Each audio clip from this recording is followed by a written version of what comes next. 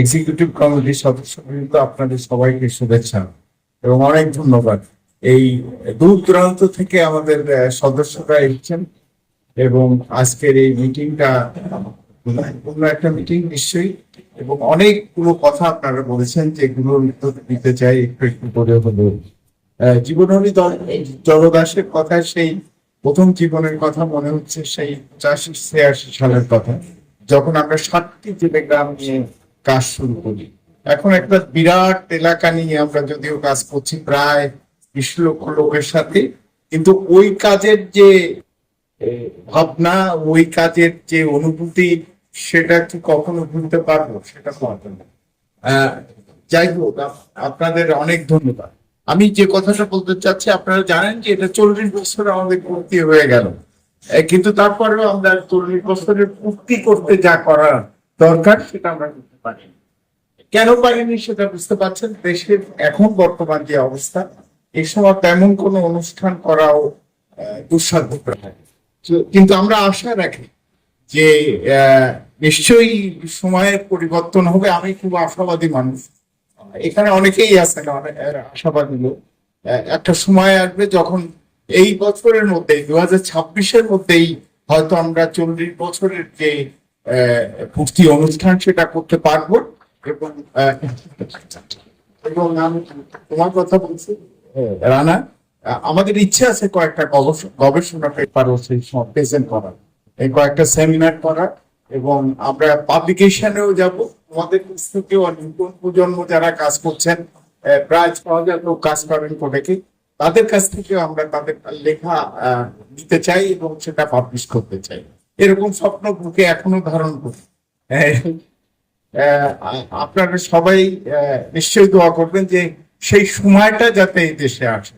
আমি ছোট্ট একটু কথা বলতে চাই যে বর্তমান অবস্থা, 3-4 মাস আগেই আমি আমাদের ইনগুল সাহেবের সহায়তায় সেই পাথরঘাটার প্রত্যন্ত গ্রামে গেছিলাম আমাদের কিছু প্রকল্প দেখার জন্য। সেই সাথে আমাদের মাইক্রো ফাইন্যান্সের অবস্থাটাও খুব একটু ভালো ছিল না, এই জন্য ছেলে মেয়েদের সাথে কথা বলতে। তখন একটা ছোট্ট দোকানদার, ও বলছিল যে স্যার আমাদের অবস্থা ভালো নেই। কেন ভালো নেই? বলছে যে আগের গভর্নমেন্টের আমলে আমি ডেইলি 5,000 টাকা বিক্রি, কিন্তু আমি এখন 2,000 টাকাও বিক্রি করতে পারি না। সুতরাং আমি 3 বেলা যে খাওয়াবো বাচ্চাদের, সেই ক্ষমতাও আমার এখন নেই। এটা একটা উদাহরণ করলাম, কিন্তু সামগ্রিক ভাবে উপকূলের অবস্থা অত্যন্ত খারাপ, এবং তারই ফলশ্রুতিতে আমাদের মাইক্রো ফাইন্যান্সের একটা বিরাট ধসই হল।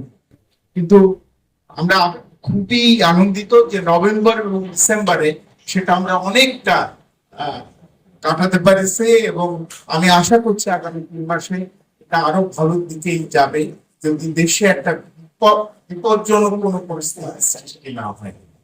আমি ধন্যবাদ দিতে চাই মাঠ পর্যায়ে যারা কাজ করছেন, প্রায় 1200 কর্মী কাজ করেন সরাসরি মাইক্রো ফাইন্যান্স, এবং তারা যে কঠোর পরিশ্রম করছেন সেটা খুবই দেখার বিষয়, প্রশংসার দাবি রাখে।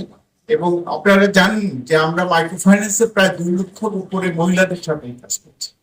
সুতরাং প্রতিবাদের কথা বলেন, যাই বলেন, আমরা আশা করি প্রতিবাদ আসলে ওদের কাছ থেকেই আসা উচিত। আমরা চিরকাল সেভাবেই কাজ করছি, এটা একটা বলতে চাই। এবং লাস্টে যেটা বলতে চাই যে আপনারা কতগুলো তথ্য বলেছেন, কিন্তু ইউএসআইডি চলে যাওয়াতে বাংলাদেশের 63টি প্রজেক্ট বন্ধ হয়ে গেছে, যাতে প্রায় 1 লক্ষ লোকের চাকরি, এবং কোডেকের 3টা প্রকল্পে 751 জনের চাকরি। আমরা তাদের কিছু কিছু হয়তো কোনো কোনো প্রজেক্ট নিতে পেরেছি, কিন্তু বেশিরভাগই এখনো চাকরি পায়নি। আর দুঃখের বিষয় এটা বলতে চাই যে আমি যেটা দেখছি আর ফোর্সি করছি, যেটা কোডেকের আগে যে আগামী জুন পর্যন্ত আমরা মোটামুটি ভালো করতে পারবো, কিন্তু আমি যেগুলো ইঙ্গিত পাচ্ছি যে ইউএনেরও অনেকগুলো প্রকল্প বন্ধ হয়ে যাবে। সেই হিসেবে 2026-এর জুলাই থেকে আরো কঠিন সময়ের মধ্যে আমাদের করতে হবে, এবং আমি নতুন কোন প্রোগ্রামের এখনো কোন রকম আভাস পাই না।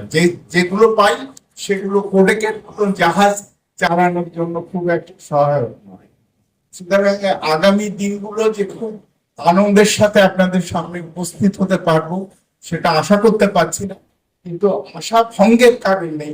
স্বপ্ন দেখছি যে দেশের অবস্থা ভালো হবে, একটা একটা একটা ভালো গভর্নমেন্ট বাংলাদেশে প্রতিষ্ঠিত হবে এবং ওনারা আবারও আকৃষ্ট হবেন এদেশে তাদের কাজকর্ম চালাবে। কিন্তু এখন যে অবস্থা, বেশিরভাগ ক্ষেত্রেই দেখছি ওনারা কোনোভাবেই কন্টিনিউ করার কথা যাচ্ছে না। এবং ভাষাঞ্চলে আমার 3টা প্রকল্প ছিল, এই বছরে এসে সেটা একটাতে দাঁড়ালো। সুতরাং আগামী বছরে হয়তো যারা কক্সবাজারে কাজ করছেন খুব মানে আশান্বিত হওয়ার কোনো সম্ভাবনা আমি দেখছি না। তারপরেও আমি আশা করব যে আপনাদের নতুন কোনো প্রোগ্রামের কথা চিন্তা করছি, আগে যে যে কাজগুলো কখনো করিনি সেগুলো করার কথা ভাবছি, যাতে নতুন কাজের সৃষ্টি হতে পারে।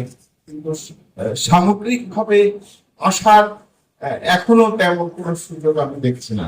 আশা, আপনাকে বলতে চাই যে আপনি গতবার যে বলেছিলেন মনোবিজ্ঞানী নিতে এবং তাদের সাথে কাজ করাতে, আমি কক্সবাজারে আমাদের সমস্ত কর্মীদের একজন মনোবিজ্ঞানীদের নিয়ে কয়েকটা ট্রেনিং করাইছি, যাতে তারা এই আন্দোলনে তারা উপকৃত হতে পারে। আপনাদের যে কোনো পরামর্শই আমরা ডেফিনেটলি গ্রহণ করতে চাই এবং সেভাবে আগাতে চাই। কিন্তু বর্তমান যে পরিস্থিতি, এই পরিস্থিতিতে আগানোটাও একটা কঠিন সময়। তারপরেও অনেকগুলো চ্যানেল দেখছি যারা বছরে একবার দেখতে পাই। আপনারা আবারও আসেন এবং প্রত্যেকের ভালো দিকগুলো শুনুন, এটাই আশা করবো। এবং আপনারা সবাই ভালো থাকেন, সুস্থ থাকেন, আমাদের সবার জীবন আরোময় হোক। ধন্যবাদ।